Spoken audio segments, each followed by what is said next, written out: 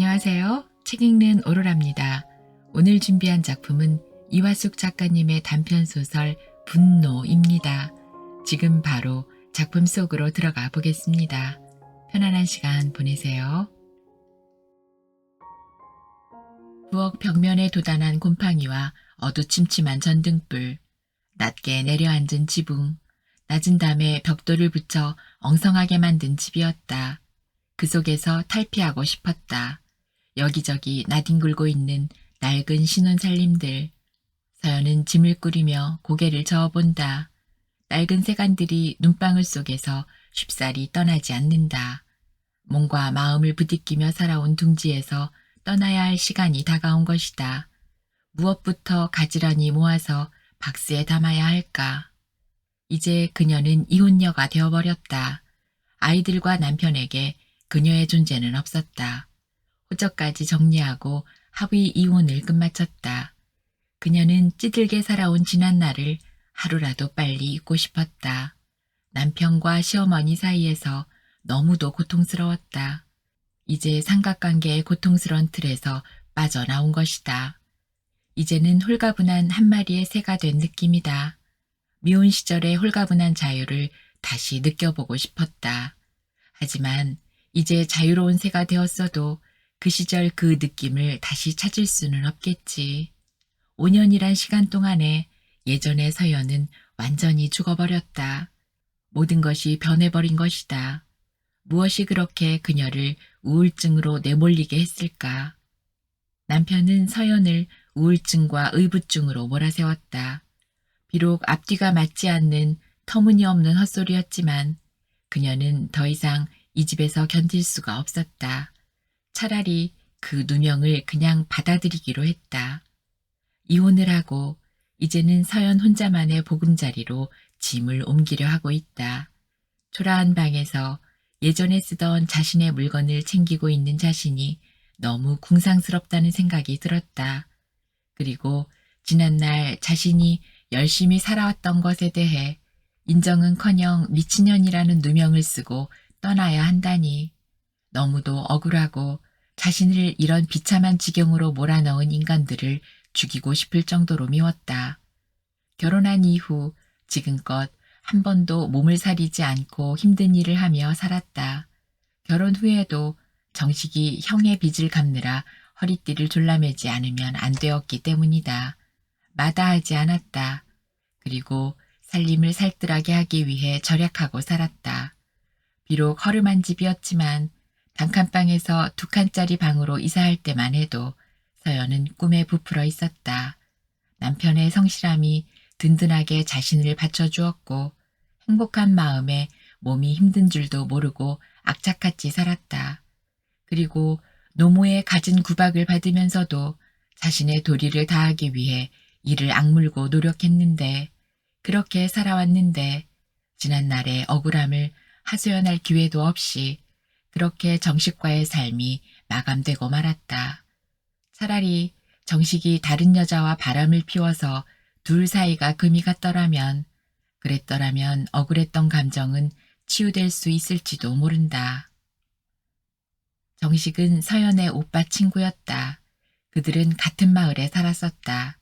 그녀가 고등학교에 들어갔을 때 그는 서울에서 대학에 다니고 있었다. 코스모스가 길 양옆으로 피어있는 가을이었다. 빼곡하게 피어있는 빨강, 분홍, 흰색, 진 자주 등 형형색색의 코스모스가 길 가장자리를 덮고 있었다. 단발머리에 흰 교복과 검정 스커트의 소녀가 책가방을 들고 길을 걸어가고 있었다. 시원한 음료수로 목을 축이고 빈 병을 손에 쥐고서 그날따라 가슴을 파고드는 선들바람이 상쾌하기만 했다. 그녀가 코끝에 꽃을 대었을 때 풋풋한 향기가 진하게 느껴졌다. 그 향기에 흠뻑 취해 있는데 벌떼들은 우글우글 와글와글 윙윙 소리를 내며 주위를 맴돈다. 벌떼에 휩싸여 눈앞을 바라보기도 힘들 정도였다. 금방이라도 달려들어 독침을 쏠 것 같았다. 그때 맞은편에서 성큼성큼 다가오는 사내가 있었다. 훤출한 키의 젊은 남자였다. 그 광경을 목격한 그는 그녀 주위를 맴도는 벌떼들을 쫓기 시작했다. 벌들은 날개를 윙윙거리며 순순히 물러서질 않았다. 결국 한 마리가 그녀의 이마를 톡 쏘더니 날아가 버렸다. 괜찮니? 얼굴과 옷차림새가 이 동네 사람 같지는 않았다.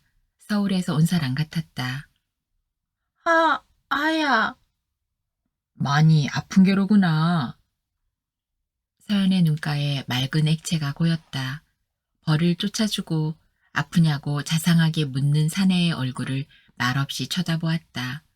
그녀는 내심 친절한 그 사내에게 호감을 느꼈다. 그리고 입을 열었다. 아저씨는 누구세요? 이 마을에서 살다가 어려서 관산읍내로 이사갔지. 그가 서연의 손에 들고 있는 음료수 병을 바라보았다. 벌들은 단 것을 좋아한단다. 그래서 네 주위를 맴돌다가 떼거지로 몰려온 것 같구나. 그는 음료수 병을 서연의 손에서 빼앗아 멀리로 던졌다. 서연은 그저 그의 행동을 지켜보고만 있었다. 그 사내가 말문을 열었다. 이 마을에 사는데 혹시 전정연이라고 아니? 우리 큰오빠인데요. 정연이한테 너 같은 동생이 있었다고? 네, 저는 서연이에요. 서연이라고? 그 쬐끄매튼 애가 벌써 중학생이 됐구나. 어려서 큰오빠는 골목대장이었다. 서연이가 따라가겠다고 떼쓰면 오빠는 귀찮아하며 몰래 나가버리곤 했다. 기억난다. 네가 정연이 따라다니며 떼부리고 울던 애지. 그 울보아이가 소녀가 된 것이다. 갸름한 얼굴에 쌍꺼풀이 지고 코는 오뚝했다. 그리고 단발머리가 무척이나 잘 어울렸다. 어린 시절 보았던 울보 서연이는 이제 찾아볼 수 없었다. 정식은 그녀를 물끄러미 바라보았다. 그녀는 자신도 모르게 수줍었다. 그래서 고개 숙인 채 옆에 있는 꽃잎만 어루만졌다. 얼굴은 화끈하게 달아올라 홍조를 띄었다. 한동안 코스모스에서 손을 뗄 줄 모르고 그렇게 서성거렸다. 예전에 너네 집 앞마당에 집채만한 단감나무가 있었지. 지금도 있어요. 가을이면 붉은 감들이 아주 많이 열려요. 감나무 밑에 앉아 단감을 옷에 쓱쓱 문질러서 베어 먹었던 기억이 나는구나. 옛 기억을 더듬으며 어린 시절 얘기를 꺼냈다. 정연이는 지금 집에 있겠지? 아니, 없는데요? 광주에서 사범대학 다니다가 지금은 군대 갔어요. 이를 어쩐담. 맘먹고 내가 군대 가기 전에 정연이 한번 얼굴 보고 싶어서 왔는데 부모님은 집에 계시니? 인사라도 드리고 가야겠구나. 집에 계실 거예요. 저 따라오세요. 마을 어귀를 가로질러 두 사람은 걸어갔다. 마을 초입에 있는 당산나무 아래에 그늘진 정자가 보였다. 나무 아래서 쉬었다 갈래? 그가 먼저 서연에게 말을 걸었다. 네. 내가 군대 가면 위문 편지나 좀 해주렴. 어디로 가시는데요? 아직은 모르지. 훈련소에서 부대 배치를 받아야 알 수 있지. 춥고 힘든 파주나 문산만 아니면 좋겠는데 입대하면 내가 편지하마. 그러세요. 그렇게 말하고 그는 입대를 해서 한 달 후에 서연에게 한 통의 편지를 보내왔다. 하지만 그녀는 그에게 답장을 하지 못했다. 편지지를 꺼내놓고 몇 번인가 쓰려고도 했었다. 하지만 채 몇 줄을 채우기도 전에 무슨 말을 써야 할지 몰라 고민만 하다가 결국은 애꿎은 편지지만 잔뜩 찢어버린 것이다. 그리고 나서 한 번도 그에 대해 생각을 해본 적이 없었다. 나름대로 고등학교 입학해서 친구들과 어울려 다니느라 다른 생각은 할 틈이 없었다. 3년하고 몇 개월 후 서연은 고등학교를 졸업하게 되었다. 시골에서는 거의 대학에 가는 친구들이 없었다. 정말 반에서 1, 2등을 다투는 아이들만 대학에 가기 위해 열심히 공부했을 뿐이다. 그녀는 대학 진학을 하고 싶었지만 집안 형편이 뻔한데 도저히 4년 동안을 가르쳐 달라고 할 엄두가 나지 않았다.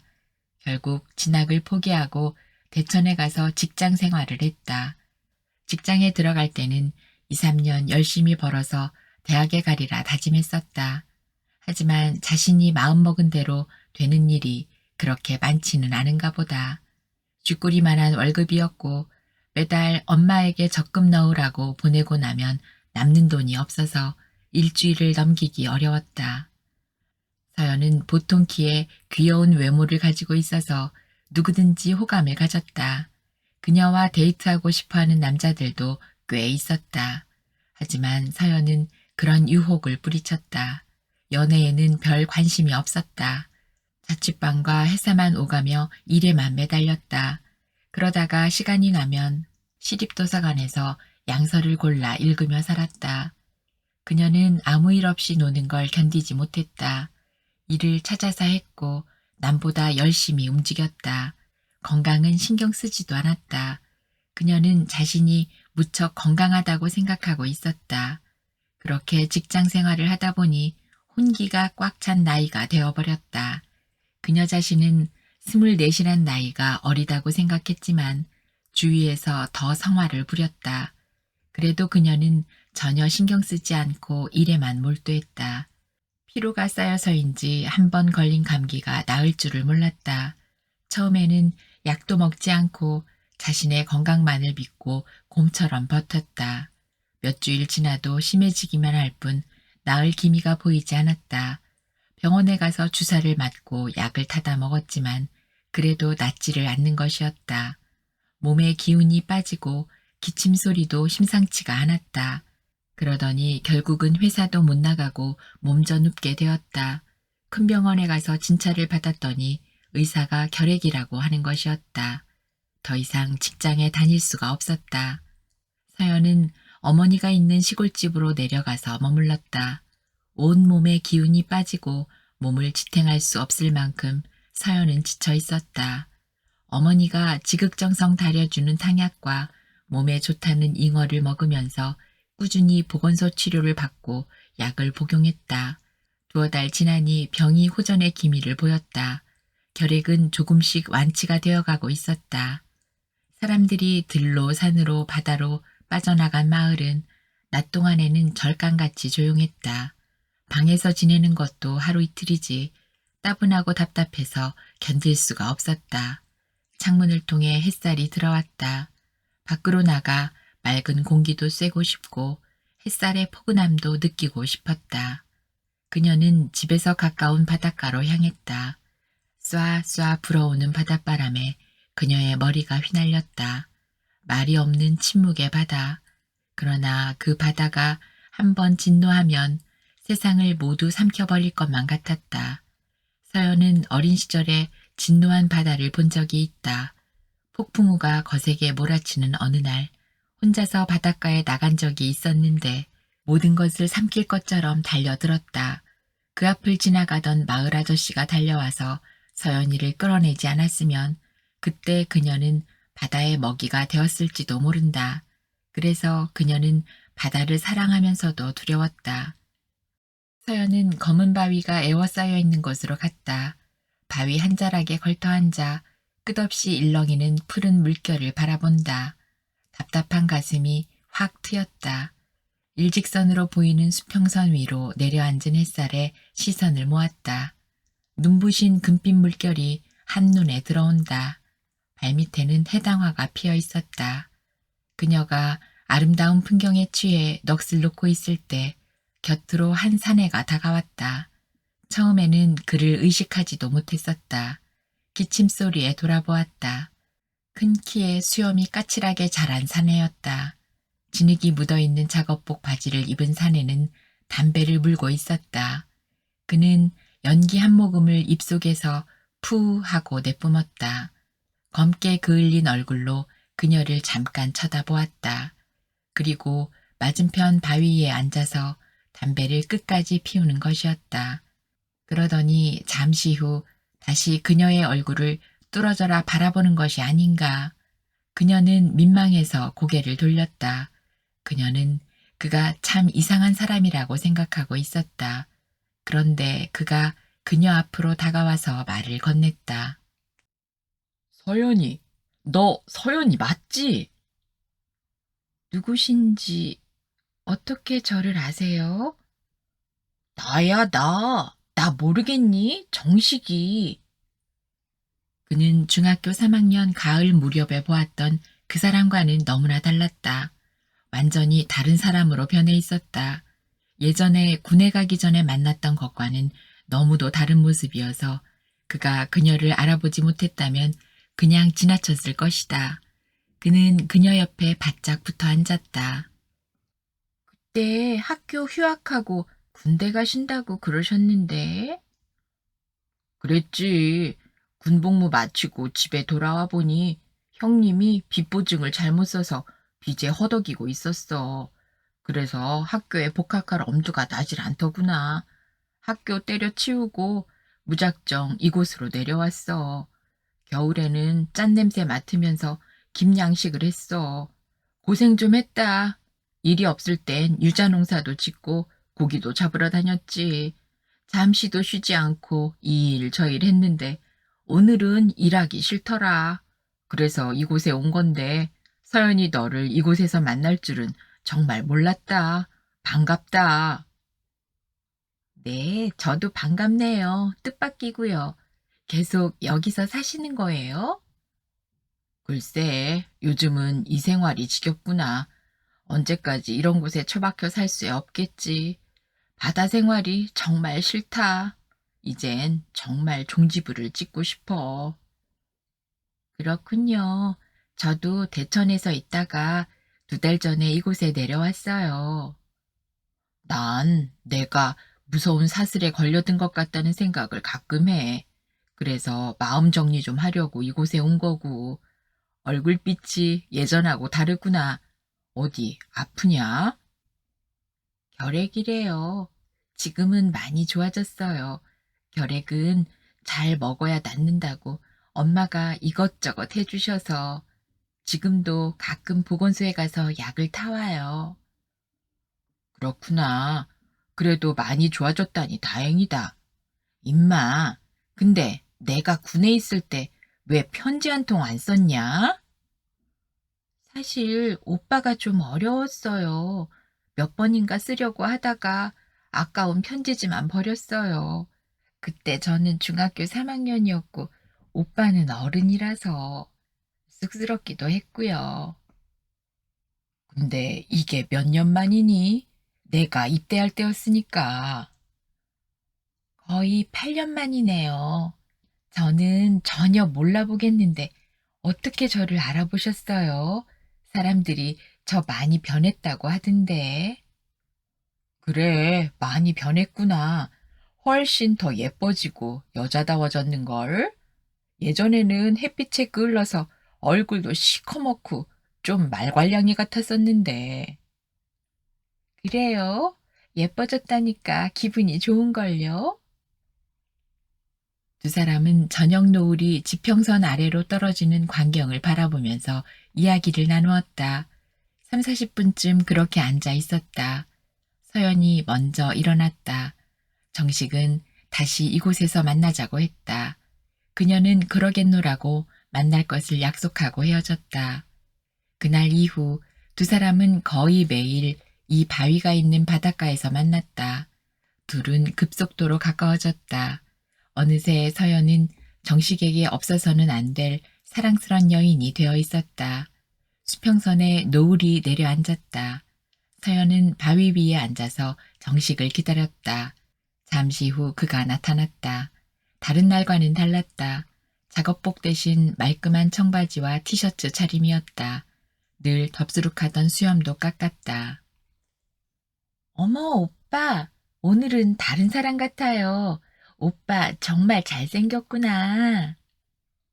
서연은 웃으며 너스레를 떨었다. 정식이 말했다. 네가 그렇게 말하니까 기분 좋은데? 서연아, 너 나 좋아하니? 아니, 그럼 오빠부터 얘기해봐. 나 좋아해? 아니, 그럼 나 너 사랑하는 것 같아. 정말? 사실은 나도 그래. 오빠가 무지무지 좋고 만나면 너무 행복해. 어느새 칠흑 같은 어둠이 두 사람 앞으로 찾아왔다. 쏴쏴 밀려오는 파도 소리가 마치 두 사람을 위한 음악 소리 같았다. 정식은 서연을 살며시 껴안았다. 그녀의 팔이 자연스럽게 정식의 목을 껴안는다. 정식은 자신의 입술을 서연의 입술에 포개었다. 그녀는 혀와 혀가 닿는 감촉이 그렇게 좋을 줄은 생각도 못했었다. 그저 남의 침이 닿으면 더러울 것 같았고 비위가 상할지도 모른다고 생각했었다. 긴 시간 그렇게 둘은 키스를 나누었다. 둘은 아무런 말도 필요하지 않았다. 서연에게는 이것이 첫 키스였다. 지금껏 남자에 대해 관심을 가져본 적도 없었다. 그날 밤 서연은 정식의 손에 이끌려 모텔로 들어갔다. 서연은 약간의 두려움을 느꼈다. 하지만 정식의 사랑 앞에 모든 것을 내맡기기로 했다. 그의 부드러운 손길에 이끌려 자신의 모든 것을 맡기고 사랑을 나누었다. 두 사람은 서로에게 사랑의 존재가 되었다. 그들의 만남은 매일 이루어졌고 가끔씩 그가 낮에 서연의 집으로 찾아왔다. 워낙 바쁜 초여름이었기에 그녀의 아버지와 엄마는 집에 붙어 있을 틈이 없었다. 그는 그녀의 모든 것에 충실한 남자가 되었다.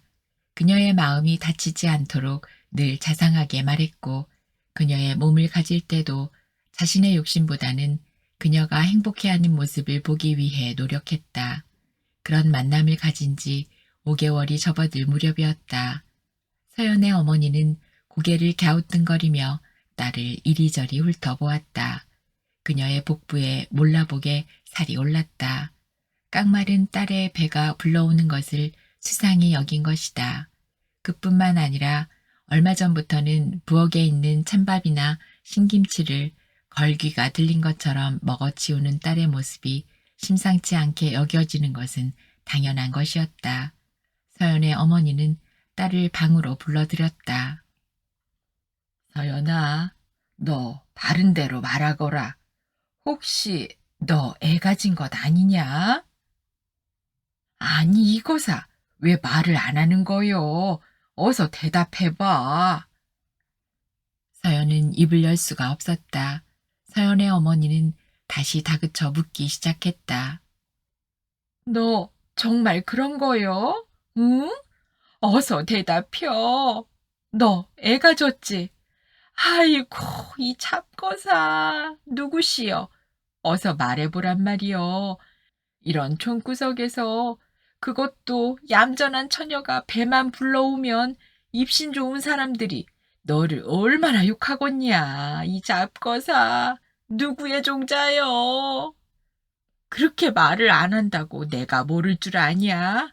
어서 대라니까. 끝까지 실토하지 않을 거면 내일 아침에 나랑 병원에 가서 지우자. 뱃속에 고귀한 생명체를 그것도 사랑하는 사람의 분신을 없애겠다니 서연은 생각만 해도 끔찍했다. 결국 입을 열었다. 말할게요. 엄마도 아실 거예요. 정식이 오빠라고 정연이 오빠 친구. 뭐? 정식이? 너 지금 정식이라고 했냐? 예. 서연의 어머니는 한 손을 이마에 얹고 다른 손으로 가슴을 쳤다. 지금 저 바닷가 사는 그 정식이 놈 말이지. 놈이 뭐예요? 아니, 이것이 그래도 잘했다고 대드는 거냐? 그놈하고 어떻게 알았냐? 얼마 전에 바닷가 나갔다가 우연히 만났어요. 아이고, 내가 못 살아. 어디 사람이 없어서 그런 집안 놈하고 붙어 지내는 거냐, 응? 지그 형이 김 공장 하는디 쫄딱 망해서 집안 다 들어먹고 빚 갚느라고 긴 공장 가서 아침 저녁으로 일만 하는 녀석이요. 맞아요. 그게 어때서요? 얼마나 성실하고 부지런한데요. 그리고 착한 사람이에요. 서연의 어머니는 온몸에 힘이 다 빠져버렸다. 안 된다. 그놈의 집구석은 내가 보따리 싸가지고라도 말릴란다. 사랑에 눈이 멀어버린 그녀에게는 어머니의 반대가 그렇게 야속할 수가 없었다. 왜 반대하는지 그 이유를 말씀해 보세요. 왜 안 된다는 거예요? 그 집구석이 어떤데 그러시냐는 거냐고요. 그 집구석은 너같이 순진한 사람이 들어가서 버티고 살 곳이 못 된다. 그 늙은 애미 승질이 얼마나 괴팍한지 너는 모른다. 욕심은 또 얼마나 많은지. 아마 이 세상 천지에 그렇게 독한 여편네도 없을 게다. 일에만 묶여있는 정식이 좀 봐라. 돈 한 푼 제대로 안 주고 노예처럼 일만 부리는 저 독한 집에서 네가 버텨낼 것 같으냐? 정식 오빠 속 깊은 사람이에요. 착하고 성실하니까 걱정하지 마세요. 잘 살게요. 그 사람이 성실한 건 나도 알아. 하지만 결혼은 꼭 집안도 살펴야 하는 법이요. 일 잘하고 지 호래미한테도 그 녀석이 참 잘한다는 얘기는 나도 익히 들어서 알아. 하지만 안 된다. 그 집안 내력이 각시 귀한 줄 모르고 막 부려먹는 집안이요. 그 정식 애비가 젊었을 때 건드린 여자가 얼마나 많았는디. 늘 동네가 시끄러웠어. 그 집안은 정식 애미도 후처요. 조강지처 애 못 낳는다고 내쫓고 정식이 형은 두 번째 들어온 여자가 낳았는디 술집 여자였지.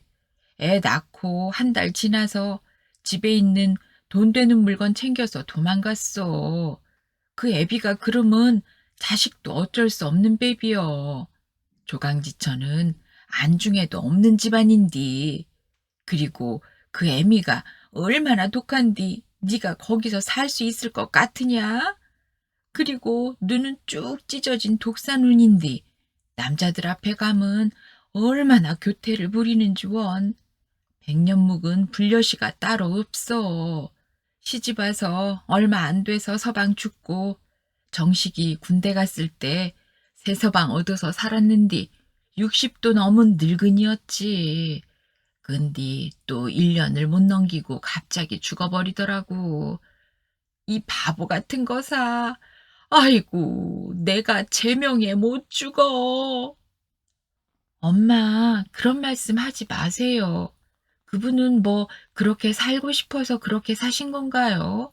다 팔자가 사나우니까 그런 거죠. 그리고 아무리 나쁜 사람들이라도 하기 나름이에요. 엄마, 저 보세요.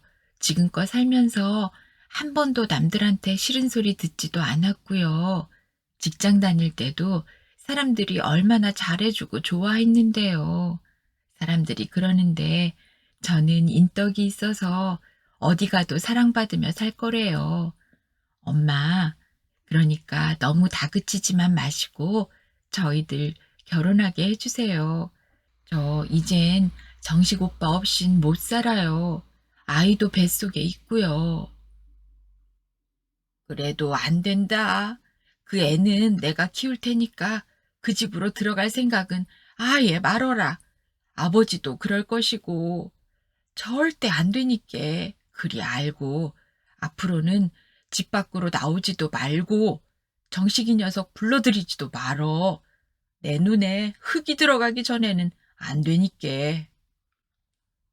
아이까지 가진 딸을 극심하게 반대하는 이유를 서연은 이해할 수가 없었다. 그녀도 화가 나서 해서는 안 될 말을 해버렸다. 엄마가 결혼 못하게 하면 난 그냥 농약 먹고 확 죽어버릴 테니까 그리 알어. 그녀의 어머니는 기가 차서 아무 말도 하지 못하고 연신 땅이 꺼져라 한숨만 쉬었다. 서연의 어머니는 정식이 애미가 펄쩍 뛰어서 결혼을 시키지 못하도록 해야겠다고 생각을 했다. 그래서 정식이네하고 친한 미자네한테 거짓말까지 덧붙여서 얘기를 했다. 아이쿠, 큰일 났구먼. 뭐가 큰일이래요? 우리 집이야, 뭔 상관이 있겠어. 아들 가진 사람만 억울하게 됐지. 글쎄, 우리 딸년이 폐병 걸려서 사람 구실도 제대로 못하고 오래 살지도 모르는디 정식이한테 시집가겠다고 난리가 났어. 아니, 서연이 병이 그렇게 심해요? 안 그러면 새파랗게 젊은 것이 직장 안 다니고 방구석에 처박혀 있겠어. 일을 어쩌면 좋은가? 몹쓸 병에 걸려서 시집가도 애나 제대로 키울 수 있을지 모르겠네 그려. 그런디 그 썩을 년이 정식이 놈하고 벌써 정분이 났지 뭔가. 에쿠, 남사 싫어서 원 애까지 가졌는디 어찌해야 할지 모르겠네. 그래요? 어머 어쩐데요. 정식 어머니 성격에 가만히 있지도 않을 것 같은데. 미잔의 눈이 휘둥그레졌다. 이건 이 조그만 마을에서는 특종이었다. 미잔의 입도 심심했을 것이다. 그러니 얼마나 반가운 소식이었겠는가. 오늘 해가 저물기 전에 동네에서는 이 소문을 모르는 사람이 하나도 없을 것이다. 아마 지나다니는 강아지도 말만 할 수 있다면 강아지에게 물어도 알 수 있을 것은 뻔한 사실이다. 미자네는 서연이네 집을 나서자마자 정식이 모친을 찾아갔다. 마을 여자들은 새로운 화제거리가 생겨서 신이 난 사람들 같았다. 정식의 모친은 이야기를 듣자마자 땅을 치며 욕을 해댔다. 무엇이라고? 그 폐병 걸린 년하고 우리 정식이하고 정분이 나서 아이까지 뱄다고? 정식이가 어떤 아들인디 그 기집년 뱃속에 애가 있다고? 아이고 분해라. 여시 같은 년 꼬임에 넘어간 우리 아들 신세 조졌구먼. 서연의 어머니는 일부러 뜬 소문을 퍼뜨렸지만 정식과 서연에게는 오히려 잘된 일이었다. 마을 사람들의 입에 오르내리기는 했지만 애까지 있다는데 어쩌겠는가. 서연의 어머니는 딸이 못 나가게 문을 걸어 잠가놓고 지켰다. 설득하고 말려도 사랑의 눈이 멀어버린 딸은 어머니의 말이 귀에 들리지 않았다. 그리고 어떻게 하든 잘 살아서 자신의 선택이 옳았음을 보여주리라 다짐했다. 속이 천불이 난 서연의 어머니는 딸년 머리채를 잡아 뜯기까지 했다. 하지만 모든 것이 허사였다. 막무가내인 딸 앞에서 어머니도 결국은 손을 들었다. 서연의 어머니는 다이너마이트를 가지고 불구덩이에 뛰어드는 것 같은 딸을 생각하며 눈물을 흘렸다. 서연을 불러놓고 나지막이 말했다. 혼인을 하더라도 내 원망은 말어라. 네가 좋아서 그 집과 연을 맺는 것이니까. 엄마, 걱정 마세요. 꼭 잘 살게요. 양가의 극심한 반대로 3개월간의 팽팽한 줄다리기를 치른 뒤 서연은 임신 9개월로 접어들 무렵 만삭으로 부른 배를 움켜쥐고 식을 올렸다. 정말 힘들게 한 결혼이었다.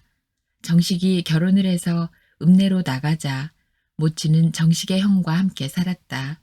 결혼 후 바로 아들아이 낳고 3년 정도는 그런대로 재미라는 것을 느끼며 잘 살았다. 말동무가 없는 서연은 혼자서 중얼거렸다. 그녀는 세간살이 제대로 갖춰진 집에서 호강 한번 못하고 살았다.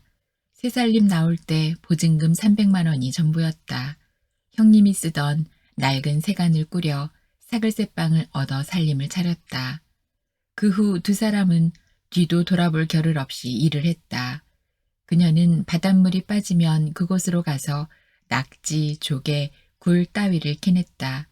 갈쿠리로 갯벌을 파면 조개와 낙지가 검은 진흙 속에서 뿔뿔이 기어나왔다. 조개와 낙지를 잡아서 음식점에 팔면 아들 우유값과 과자값을 하고도 조금씩 돈을 모을 수 있었다. 정식은 간척지 공사장에 나가 몸을 사리지 않고 노동을 했다. 결혼 3년 만에 정식의 형이 진 빚을 그럭저럭 갚게 되었다. 살뜰한 서연의 살림덕에 통장에는 돈이 꽤 많이 불어났다. 우리 읍내로 나갈까? 아이들 교육 때문이라도 마냥 총구석에 살 수는 없잖아. 정식의 제안에 그녀도 흔쾌히 고개를 끄덕거렸다. 이 정도 돈으로는 읍내에 방 한 칸도 못 얻을 것 같은데요. 좋은 집 찾으려면 얼마든지 있겠지만 우리 처지에 허름한 전셋집이라도 있으면 행복한 일이지. 그래서 읍내 변두리에 집을 얻었다. 낡은 집들이 빽빽히 들어선 주택가였다. 골목으로 조금 들어가기는 했지만 전에 살던 것보다는 나았다. 우선 방이 2개였다. 형식적으로 미닫이 문을 달아 큰 방 하나를 나눠서 둘로 만든 것이기는 했지만 집 구조가 참으로 이상했다. 안방문을 열면 바로 부엌이었다. 결국 부엌이 가장 깊숙한 곳에 자리 잡은 꼴이 되었다.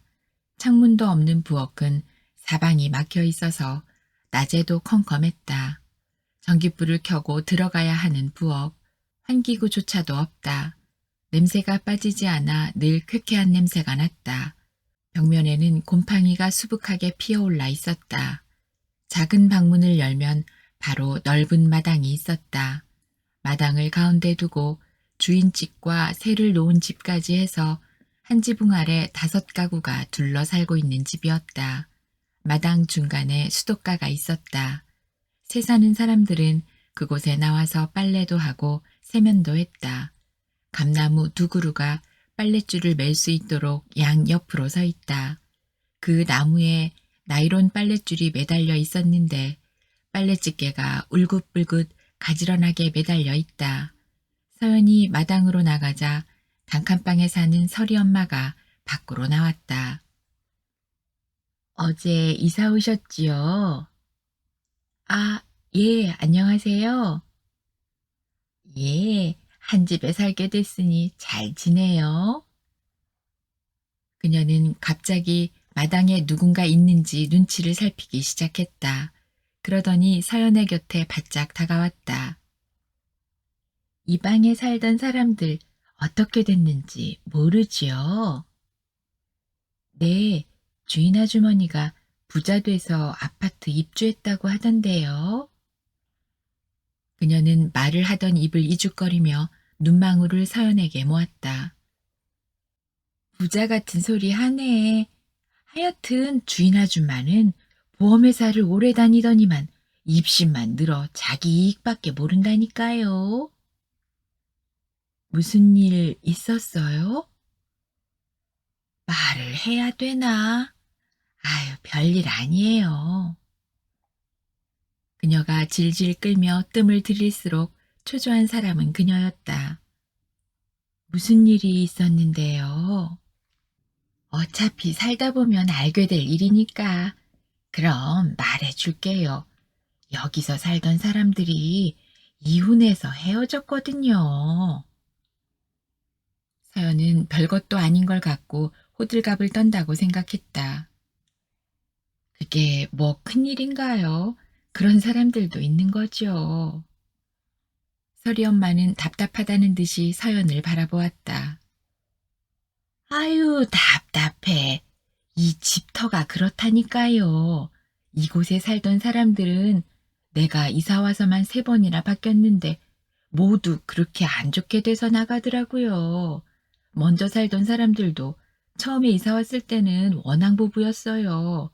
남자가 갑자기 바람을 피웠다지 뭐예요? 그 아줌마 퍽 괜찮은 미인이었고 사람도 좋았는데 우리 애들도 끔찍히 귀여워했고요. 그래요. 네. 그 사람들 아이가 없었는데 그래도 너무 행복해 보였거든요. 남자는 군청 공무원이었고 사교성이 있어서 친구들이 많이 찾아왔어요. 부부들끼리 여행도 자주 다녔고요. 그런데 어느 날 갑자기 남편이 바람을 피우기 시작하지 뭐예요? 나중에는 정부가 대문 앞에서 아침까지 서성거리기도 했대요. 설이 엄마의 말은 끝날 기미가 보이지 않았다. 서연은 말을 끊을까 하다가 초면에 무안하게 하면 안 될 것 같아서 묵묵히 듣고 앉아 있었다. 결국 그들 부부는 하루가 멀다 하고 싸우더군요. 손에 닥치는 대로 집어던지고 남자가 손찌검도 하고요. 여자는 울고불고 난리가 났어요. 그러더니 결국 몇 달을 못 넘기고 이혼해버리더라고요. 설인의 방에서 전화벨 소리가 울렸다. 이야기에 열을 한참 올리던 설이 엄마는 아쉬운 듯 말을 끊었다. 어머, 웬 전화야? 저기, 저 전화 좀 받을게요. 네, 그러세요. 서연은 속으로 참 다행이라고 생각하면서 설이 엄마가 일어나자 방으로 들어갔다. 그 다음 날 저녁 옆방에 불이 켜졌다. 설이 엄마 말에 의하면 나이든 과부와 총각이 정분이 나서 동거하고 있는 방이라는 것이다. 그들은 밤마다 티격태격 잦은 말다툼을 일삼았다고 한다. 오늘도 변함없이 시끄러웠다. 이사온 첫날부터 시끄러운 집이었다. 옆방에 사는 여자는 키가 작고 나이가 많은 과부였다. 설이 엄마 말로는 밤일을 지극히도 밝히는 습관이 있다고 했다. 젊은 총각과 동거를 했는데 나중에는 남자가 귀찮아서 매번 관계를 피해버렸다는 것이다. 거의 매일 티격태격 밤이 되면 격전이 벌어진다고 했다. 시끄러워 죽겠네. 주인 여자는 잠자다가 일어나 밖으로 나와 입을 쩍 벌리고 연거푸 하품을 토해냈다. 단단히 화가 난 모양이었다. 돈 빼줄 테니 내일 당장 이사가. 주인은 옆방 방문 앞에서 고함을 쳤다. 방문을 꽉 걷어차고 나온 젊은 남자는 주인의 성질에 맞대응하기라도 하듯 소리를 질렀다. 나가면 될 것이 아니어라. 더러워서 못 살겠네. 음에 저 시퍼렇게 젊은 것이 나한테 대드네. 이야, 내가 이 나이에 그것도 우리 자식 같은 사람한테 상말을 듣냐? 그래, 나가라야, 나가. 결국 과부와 총각은 주인과 싸우고 며칠 후에 이사를 갔다. 아마 총각은 짐 싸들고 어디 다른 데로 갔을 것이다. 젊은 사람이 뭐가 아쉬워서 원하지도 않는 관계를 강요당하며 짐승처럼 살겠는가. 하루는 설이 엄마가 마루에 걸터 앉아 혼자 중얼거렸다. 털을 위하던지 해야지 원. 어째 집에 들어오는 사람마다 하나같이 잘 돼서 나가는 꼴을 못 봤으니. 서연은 원래 미신 따위는 믿지 않았지만 왠지 불길한 예감이 앞섰다. 처음 이사 왔을 때는 설이 엄마의 말을 가볍게 웃어 넘겼었다. 그런데 옆방 사람들이 그렇게 나가는 것을 보니 이 집터가 정말 나빠서 무슨 나쁜 일이라도 생기지 않을까 걱정이 되기 시작했다. 하지만 그녀는 고개를 저었다. 이제 이사 온 지 한 달도 채 안 되었는데. 지금 남편과 아이가 얼마나 자신을 사랑하고 위해주는가. 그리고 얼마 있으면 태어날 우리 뱃속의 아기를 위해서도 좋은 생각만 해야지. 그런 일은 절대 일어나지 않을 거야. 서연은 그렇게 스스로를 위안했다. 자신의 생각은 기우일 뿐이라고 스스로에게 세뇌를 시키듯 말했다. 그러면서도 저녁에 집에 돌아온 남편에게 말을 꺼내었다. 오빠, 이곳에서 이사 가면 안 될까? 왜 갑자기? 감나무도 수도가에 있고 좋기만 한 걸 여기가 싫어? 아니 그런 게 아니고요. 옆방 안 좋게 돼서 나간 것도 그렇고 설이 엄마가 그러는데 이 방에 살던 사람들도 계속 그랬대요. 집터가 안 좋다고. 그 사람들하고 우리하고 같은가? 내가 너한테 그럴 것 같니? 아니요. 그렇지는 않겠지만 먼저 여기 살던 사람들도 행복하게 살다가 갑자기 그랬다길래 불안한 생각이 자꾸 들어서 그러는 거죠, 뭐. 그까짓 미신을 믿어? 그런 거 신경 쓸 시간 있으면 잠이나 자라. 뱃속의 아이한테도 안 좋으니까.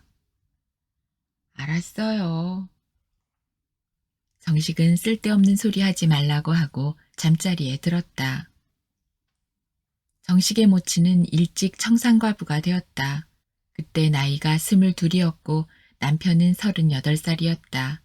그리고 정실로 들어온 것도 아니고 시집 오자마자 남이 낳아놓은 아들 하나를 떠안았다. 그런데 엎친 데 덮친 격으로 시집 와서 정식을 낳자마자 바로 남편이 세상을 떠났던 것이다. 정식의 모친은 23세 혼자 되어 억척스럽게 살다가 40이 다 되어 주위의 권유로 20년 많은 영감과 재혼을 했었다. 하지만 팔자가 드세서 그랬는지 그 영감도 몇 개월 만에 갑자기 쓰러져서 다시 혼자가 되었다. 정식의 모친은 건장하고 젊은 사내의 사랑을 별로 맛보지 못한 채 평생을 지냈다.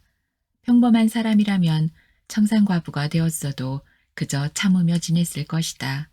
아니, 결국 세월이 흐르면 체념하고 무감각한 채 하며 살 것이다.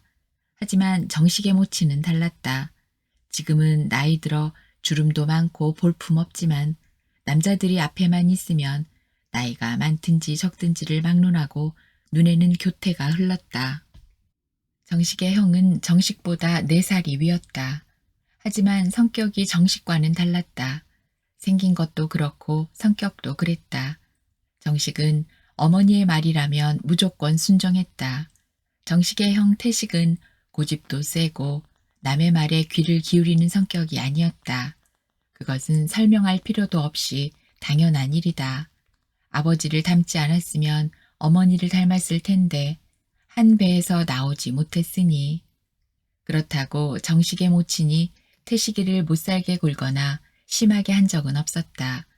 단지 자신이 아파서 낳은 아들이 아니니 정식에게 정이 쏠리는 것은 어쩔 수 없었다. 어려서부터 정식을 가슴에 품고 다니다시피 했다. 군대에 가기 전까지 모친 팔에 누워 젖가슴을 만지며 어리광도 떨었었다. 그런 아들이었다. 정식은 노모에게 있어 남편이었고 정신적 지주였다. 그러다가 군대에 갔고 외로움을 견디지 못해 늙은 영감하고라도 살아보려 했는데 서연의 예감이 불길해서였을까. 그때까지 정식의 노모는 형 정우와 같이 살았다. 며느리와 늘 사이가 안 좋았다. 서연의 손위 동서가 어쩌다 서연을 만나면 정말 못 살겠다고 푸념을 늘어놓곤 했었다. 하지만 서연은 그것을 이해할 수가 없었다. 이곳으로 이사 오기 전에는 단칸방에 살았기 때문에 노모가 오고 싶어 하면서도 왔다가 이내 돌아가곤 했었다. 이제는 노모를 거절할 적절한 이유가 없었다. 아니, 오히려 한번 같이 살고 싶다는 생각을 했다. 그리고 손이 동서처럼 힘들지 않게 살 자신도 있었다. 어쩌면 자신이 얼마나 대단한 존재인지 보여줄 수 있는 좋은 기회일지도 모른다는 생각을 한 것인지도 모르겠다. 하지만 그것은 그녀 일생에서 가장 교만한 생각이었다. 노모는 서연이 이 집으로 이사 온 지 2달 만에 옷가지 몇 개를 챙겨가지고 서연의 집으로 들어왔다. 하지만 상황은 심각했다. 서연이 꿈꾸던 생각들은 하루가 채 안 지나서 벌어졌다. 남편하고 아이 세 식구 살 때의 습관이 몸에 배어 있어서 낮에는 점심시간이라는 개념이 없었다. 그래서 시장에 나갔다가 이것저것 고르느라 좀 늦게 들어왔다. 그런데 방에 들어가 보니 난리가 났다. 방바닥이 어수선했다. 이불이니 옷가지니 죄다 꺼내놓고 얼굴에는 노기가 가득 차서 앉아 있었다. 노모의 말인즉슨 며느리가 시애미를 무시해서 점심 줄 생각도 안 하고 놀러 다닌다는 것이었다. 서연은 기가 막혀 말이 안 나왔다. 그래도 자신이 잘못했노라고 빨리 점심 식사를 드리겠노라고 말하고 부엌으로 들어갔다. 점심상을 차려다 주었더니 결혼한 지 몇 년이 되었는데 국물 간도 못 맞춘다느니 밥이 너무 되다느니 일일이 시비를 걸었다. 그리고는 방바닥에 늘어놓은 이불하고 옷이 냄새가 나서 못 입겠으니 빨래를 하라는 것이었다. 오늘 내일하는 만삭의 배를 부여잡고 빨래를 했다. 이제 날씨가 싸늘한 10월 말이었다. 찬물에 손을 넣으니 온 몸이 떨렸다. 허리가 끊어질 것 같고 당장이라도 쓰러질 것 같았지만 끝까지 참고 빨래를 마쳤다. 저녁이 되어 정식이 들어오자 낮에 있었던 얘기를 했다. 그는 서연을 위로하기는커녕 젊은 사람이 노인네 비위 하나 제대로 못 맞추냐고 핀잔을 하는 것이 아닌가. 그녀는 기가 막혔다. 낮에 갑자기 서러워서 흘렸던 눈물은 아무것도 아니었다. 옆에서 이불을 뒤집어 쓰고 흐느끼고 있는데 안방에서는 노모와 정식의 웃음소리가 들렸다. 소름이 돋는 것 같았다. 노모가 들어오면서부터 서연과 정식은 별일도 아닌 것을 가지고 티격태격 잦은 말다툼을 했다. 불과 며칠 사이에 정식은 예전에 아내를 사랑하고 자상스레 위로해주는 남편이 아닌 처음 본 듯한 사람이 되었다. 그녀는 도저히 그것을 이해할 수가 없었다. 하지만 이해할 수 없는 일들이 계속 일어났다. 그리고 그 강도는 점점 더 심해져 가는 것이었다. 통장에 예금된 돈은 예전보다 늘어갔지만 그만큼 애정은 급격히 식어가고 있었다. 첫눈이 내리던 11월 말에 딸애가 태어났다. 어쩌면 태어나지 않는 게 더 행복했을지도 모르는데. 정식의 모친은 거의 매일 아들 품에서 잠을 잤다. 그렇게 모자가 자는 이유가 모두 서연이 때문이라는 것이었다. 어떤 날은 나이든 어머니 비위를 못 맞춰서 그렇고 또 어떤 날은 아이 하나 제대로 못 봐주니 어떻게 시끄러워서 잠을 자겠냐고 트집을 잡다가 자기 어머니 있는 방으로 갔다. 한 주에 한두 번 정도는 정식과 사랑을 나누곤 했었는데 노모가 기거한 후로는 한 달이 지나도록 한 번도 제대로 사랑을 나눠본 적이 없었다. 어쩌다 분위기를 잡으면 노모가 불러대는 것이었다. 결국 제대로 성공해 본 적이 없었다. 서연은 점점 신경질이 늘어났고 정식은 정식대로 서연에게 불만이 쌓이기 시작했다. 노모는 아침이 되면 며느리의 눈을 피해 세면장에 쪼그리고 앉아 팬티를 비벼 빨곤 했다. 노모는 밤마다 아들과 잠자기 위해 푹신한 요를 깔아놓고 기다렸다. 비록 주름은 많이 잡혀 있었지만 노모의 나이는 이제 53이었다. 아직 여자로서의 기능이 살아있을 나이였다. 그런데다가 워낙 밝히는 스타일이라서 마음을 놓을 수가 없었다. 노모는 점점 서연의 자리를 위협하는 존재로 다가왔다. 아범은 언제 오냐? 글쎄요. 오늘은 조금 늦는다고 어머니 먼저 주무시라고 그러던데요. 일찍 들어오는 날은 짧은 팔을 펴서 베개를 만든 뒤 샤워를 마친 아들을 기다렸다. 밤마다 그 모습을 지켜보던 서연은 우라가 치밀었다. 너는 아이 젖 먹여야 되니까 작은 방에서 자거라. 처음 며칠 동안은 홀로 된 노모가 가엾어서 아들과 함께 자려고 하는 심정을 이해해 주기로 했다. 그저 남편의 효심이 지극해서 그런 것이라 생각했다. 날이 갈수록 노모의 정도는 심해졌다. 아이는 점점 커갔다. 그런데 남편과 노모는 예전보다 더 노골적이 되었다. 서연이 문을 열고 들어가도 둘은 자세 하나 바꾸지 않고 누워 있었다. 하루는 아이에게 먹일 감기약을 찾으려고 문을 열었더니 남편이 노모에게 팔베개를 해주고 있었다. 노모는 아들의 맨살을 손으로 쓸어내리면서 이마에 뽀뽀를 하고 난리가 났다. 정말 눈뜨고 봐주기가 힘들었다. 어머니, 오늘 밤은 아이 아빠와 같이 자고 싶은데요. 노모와 남편이 일어났다. 어디서 시애미 앞에서 말대꾸 하느냐, 요년이. 단주름 투성인 노모가 소리쳤다. 노모는 자신이 하는 말에 반기를 드는 며느리를 몰아붙였다. 기가 막혔다. 지금까지 살면서 한 번도 상상하지 못했던 일이다. 어떻게 부부 사이에 시어머니가 끼어들어서 이럴 수가 있는가. 단순히 외로움을 달래주기 위해 옆에다 이불을 따로 펴고 자는 것도 아니고 한 이불 속에서 그것도 옷이라고는 달랑 메리아스와 팬티만 걸치고 매번 노모는 서연이 자신의 권리를 주장하면 모두 말대꾸라고 몰아붙였다. 이제는 서연의 몸과 정신이 뜨악한 지경에 이르렀다. 그녀가 두 사람의 동정을 살피는 나날이 많아졌다. 그러자 정식은 아내를 나무라면서 의붓중으로 몰아세웠다. 아침이 되면 서연은 밥을 짓기 위해 부엌으로 나간다. 부엌에 가려면 남편과 노모가 잠든 안방을 거쳐서 지나가야 했다. 스르륵 하고 미닫이 문을 열어도 두 사람은 신랑각시가 되어 푸근한 이불 속에 처박혀 잠을 자고 있다. 노모의 얼굴은 어디에 묻혔는지 보이지도 않는다. 아마 정식의 가슴팍에 얼굴을 묻고 있겠지. 그리고 그 더러운 손은 자기 아들 아래쪽 어디에 두고 있을지도 모른다. 이불 중간쯤에서 꿈틀꿈틀거린다. 선홍색 이불 속에서 일렁이는 물체가 있다.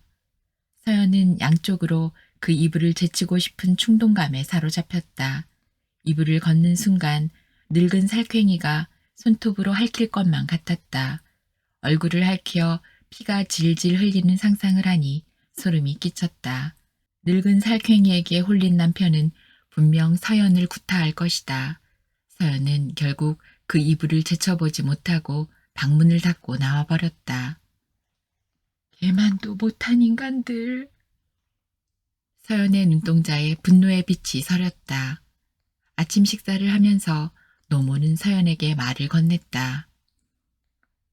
얘야, 얼굴이 창백하구나. 아이 엄마가 젖을 빨리려면 밥을 잘 먹어야지.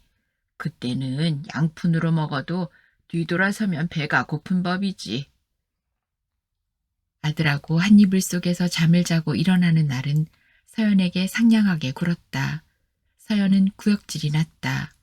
얼굴이나 희고 고우면 봐줄만 하지. 이마와 눈깔은 주름으로 덮여 있어서 마치 구겨놓은 종이 같은 노인네가 그것도 결혼해서 애가 둘씩이나 되는 아들하고 잠을 자다니. 그런 어미의 볼모로 중간에서 중심을 잡지 못하고 자신을 의붓중으로 몰아세우는 남편이 혐오스러웠다. 어머니 좋아하는 사골국물은 어딨어? 부엌 가스 그릴 위에 있잖아요. 서연은 퉁명스런 어투로 말했다. 노모가 어쩌다 일찍 잠들어 버리는 날이 있다. 그러면 그는 뱀 허물을 벗듯 벗어버리고 알맹이 없는 빈 껍데기만 가지고 서연의 방으로 찾아왔다. 그의 입술이 몸에 닿으면 마치 커다란 뱀 한 마리가 지나가는 느낌이 들었다. 하지만 참기로 했다. 그나마 관계를 나누지 않으면 자신이 힘드니까. 그러다가 정식과 얼굴이 마주치면 노모의 찌그러진 면상이 정식의 얼굴에 불현듯 겹쳐져 나타났다. 그녀는 놀라서 남편을 뿌리치고 일어났다. 이번이 처음은 아니었다. 여느 때는 남편을 애무하다가도 그를 지배하고 있는 노모의 얼굴이 떠올라 그를 밀어버리기도 했다. 그러면 남편은 더 의기양양해져서 이기죽거리며 서연에게 말했다. 야, 너 그따위로밖에 못해? 네가 나를 밀쳐버리고 뻔뻔스럽게 어머니와 나를 의심을 해? 너 앞으로 나한테 사랑받을 생각은 꿈에도 하지 마. 어디 논팽이 하나 숨겨놨나 보군. 지가 뭐 잘났다고. 애들이 잠들었을 때는 곧잘 이런 말을 했다. 아마 안방에서 노모는 귀를 쫑긋 세우고 이야기를 엿듣고 있을 것이다. 얼마나 좋아하고 있을까. 그 참담한 심정을 어디 하소연할 수도 없었다. 혼자서 억누르지 못해 울기도 하고 손에 잡히는 것들을 집어던지기도 했다. 노모에 대한 증오는 시간이 지날수록 쌓여만 갔다. 잊을 수가 없다. 그러면서도 노모는 자부에게 아들의 사랑을 빼앗겼다고 억울하다는 것이다. 그렇게 노모는 늘 그녀 앞에서 당당하기만 했다. 결혼하겠다고 했을 때부터 어쩌면 노모는 이를 갈고 있었을지도 모른다. 자신에게 남편과도 같은 아들을 빼앗겨서 얼마나 억울했을까. 정식이 군대를 제대하고 와서도 어머니에 대한 애정에는 변함이 없었다. 정식은 자신의 어머니가 너무 가여웠을 것이다. 남자와 관계도 거의 없었을 것이다. 그나마 군에 있을 때 어머니가 제가 하겠다는 소식을 전해왔을 때 누구보다도 정식은 기뻐했었다. 그런데 1년을 제대로 못 넘겼으니 그래서 정식은 더 잘했을 것이다. 그가 제대했을 때는 더욱 우람해지고 더욱 믿음직한 남자가 되어 돌아왔으니 얼마나 가슴이 뛰었을까. 두 사람은 남들 눈에 뜨이게 다정했다. 노모는 마을에서도 독하고 경우 없기로 소문이 나 있었기에 별로 친하게 지내는 이웃도 없었다. 남자들이야 늘 어찌해보고 싶어 할지도 모르겠지만 그것을 내색하는 사람은 없었다. 노모는 정식과 있을 때만큼은 얼굴에 화색이 돌고 웃기도 잘했다. 모자 사이를 초월한 채 둘은 날이 갈수록 더욱 심하게 변해가는 것 같았다. 아마 정식은 젊어서 혼자가 된 노모가 가엾어서 더 잘해주었다. 그래서 노모가 자신의 몸을 더듬어도 가엾고 마음이 아파서 뭐라 하지 못하고 그냥 두었을 테고, 그리고 시간이 지나면서 그 생활에 익숙해진 그는 오히려 그것을 즐겼을지도 모른다. 부도덕한 성의 타락이라고 의식하지도 못했을 것이다. 그는 외로운 부모에 대한 효를 내세워 정당성을 주장하곤 했으니까. 정식과 같이 잠을 자지 못하면 노모는 자부에게 바가지를 긁어댔다. 얘야, 이 이불 좀 빨아라. 그리고 창고에 있는 짐들 좀 정리하고 살아. 지저분해서 발 디딜 틈이 없구나. 대꾸하기가 싫어서 서연은 노모가 시키는 대로 수긍했다. 빨래한 지 한 달도 안 되는 이불을 또 빨라고 하니 기가 막힐 뿐이다. 그리고 그 말을 끝내기 무섭게 또 다른 주문을 한다. 점심때 칼국수가 먹고 싶으니 칼국수 좀 밀어라. 밀가루 반죽을 오랫동안 치대서 쫄깃하게 만들어야 제맛이 난다. 그리고 꼭 홍두깨로 밀어야 맛있으니까 그렇게 해놓거라. 노모가 시킨 대로 반죽하고 나니 양 어깨가 뻐근했다. 홍두깨로 쓱쓱 밀면서 서연은 자신도 모르게 욕이 나왔다. 씨, 길다란 국수를 많이 먹고 아들한테 얼마나 곰살스럽게 굴려고 그러는지. 서연은 더 이상 견딜 수 없었다. 행복했던 3년 동안의 결혼 생활은 이미 끝난 지 오래였다. 정식의 노모와 살았던 2년의 시간은 지옥과도 같았다. 아니, 차라리 지옥에 떨어져 버리는 게 나을지도 모른다고 생각했다. 결국 한 해에 법원을 3번씩 드나들며 끝내는 한 남자와 3번 이혼을 했다. 이 사람들이 지금 날 약올리네. 이보시오. 한 번도 아니고 어떻게 호적 정리를 3번씩 하란 말이오. 법원 직원은 짜증 섞인 투로 신경질을 냈다. 곰팡이 피었던 후미진 전셋방. 생각할수록 구역질이 났다. 남편과 아이들을 노모의 그늘 속에 남겨두고 나왔다. 서연은 냉장고와 가스레인지, 장롱 등을 새로 구입했다. 정식과 살면서 모았던 현금을 반으로 분배해서 위자료로 받았다. 이제는 찌들게 살았던 삶을 버리고 새로운 물건으로 번듯하게 새로 시작하고 싶었다. 이혼 후 혼자 살면서 서연은 알 수 없는 신경전과 고독에 시달려야 했다. 아마 아들 녀석 때문일 것이다. 아침마다 아들 챙겨서 유치원을 보내곤 했었다. 아들 녀석은 엄마 볼에 뽀뽀하며 재롱을 떨곤 했다. 엄마 사랑해요라고. 그렇게 사랑하는 아들이 곁에 없다. 이제 한참 걸어다니며 엄마 엄마 하며 재롱을 부리는 딸애가 보고 싶었다. 정식은 그녀가 가까운 곳에 기거하는 것을 알고 아이들과 만나지 못하도록 단절을 시켰다. 정식과 노모는 아이한테 엄마가 많이 아파서 멀리 있는 병원에 입원했다고 말했다. 법원에서도 정신적으로 이상이 있으니 남편의 허락 없이는 아들을 만나서는 안 된다는 판결을 받았다. 그래서 마음대로 만날 수도 없는 것이다. 쓸데없는 상념과 잡다한 생각들을 잊기 위해 식당에 나가서 힘든 노동으로 시간을 때워도 보지만 가슴속의 깊은 상처는 아물지 않는다. 늦은 시간에 식당 일을 마치고 집에 돌아오는 길에 남편과 노모가 있는 곰팡이 핀 집 주위를 배회하며 동태를 살펴보기도 했다.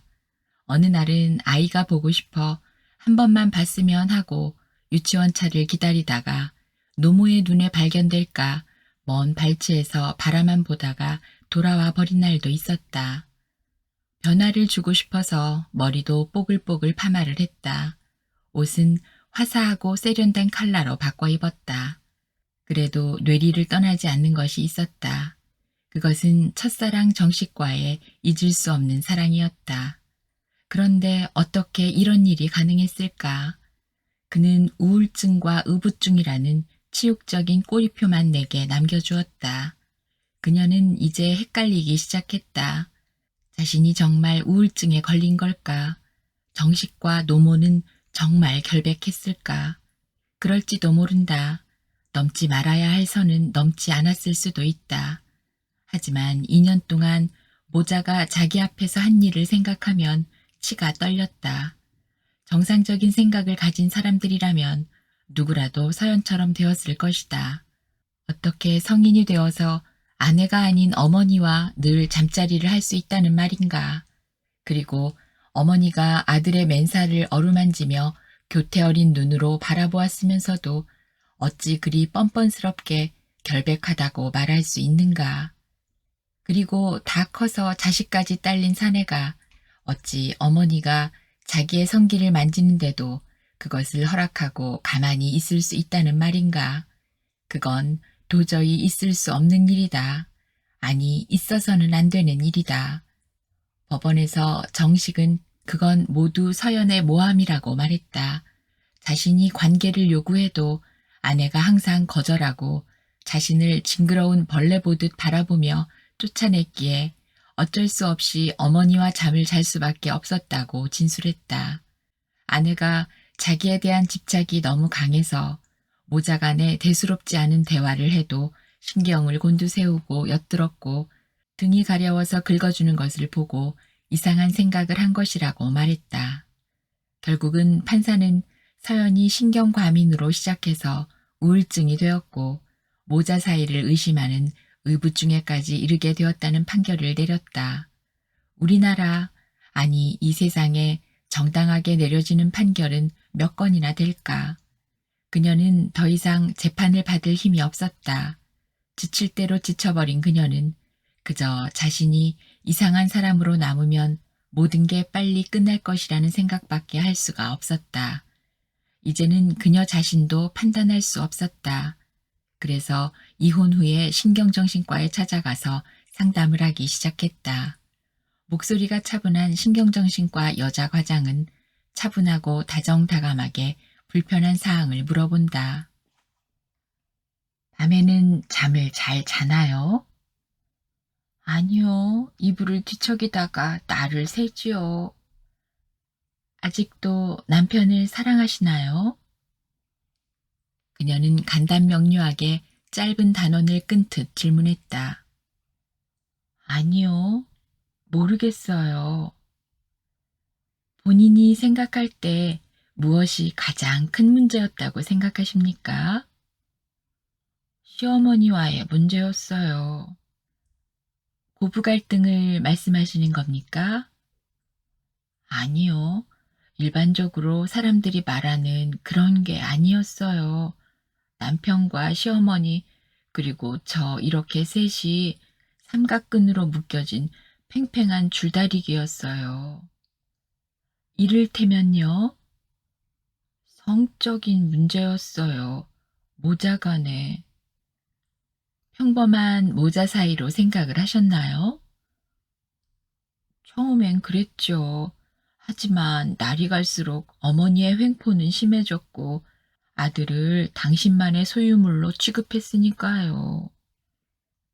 불륜이라고는 생각을 안 해보셨어요? 가끔씩, 아주 가끔씩. 그러면서 저도 지쳐버린 겁니다. 남편은 서연 씨에게 조금이라도 애정 표시를 하던가요? 예, 노모가 함께 살기 전까지는 자상한 사람이었어요. 하지만 노모가 온 후로 모든 게 180도 바뀌었어요. 저는 상황이 좀 다르지만 다른 사람들도 결혼하고 몇 년이 지나면 다 그렇잖아요. 다 시시해지고 뭔가 새로운 것을 갈구하기도 하고요. 시어머니와 한 집에 살고 나서부터는 그와 성관계를 가지려고 이불 속에 들어가면 쭈글쭈글한 노모의 얼굴이 떠올라서 이불을 걷어차 버리고 나와 버리곤 했어요. 모자가 이상한 행동을 하는 걸 종종 목격했으니까요. 오늘은 여기까지 하고 다음 상담은 일주일 후에 스케줄을 잡겠습니다. 수고하셨어요. 처음에는 정신과 치료를 받는 것이 두려웠다. 머릿속으로 미쳐버린 사람들만 찾는 곳이라고 생각을 해왔기 때문이었다. 하지만 몇 번인가 찾아가서 의사에게 자신의 속에 있는 것들을 아무런 눈치나 제약도 받지 않고 털어놓으니 마음이 안정이 되었다. 나중에는 병원에 가는 날이 기다려졌다. 서연과 정식의 결혼을 극심하게 반대했던 서연의 친정 모친은 자리에 몸져 누워버렸다. 사위 하나 믿고 딸을 보냈건만 애까지 빼앗기고 소방 맞은 여자가 되어버렸으니 서연은 염치가 없어서 친정으로는 발걸음을 돌릴 수가 없었다. 여름밤 해가 어슴풀에 기울면서 모기, 나방, 하루살이들이 전등불을 휘감고 돌고 돈다. 방문 앞에서 노크 소리가 들렸다. 서연은 문 앞으로 다가갔다. 누구세요?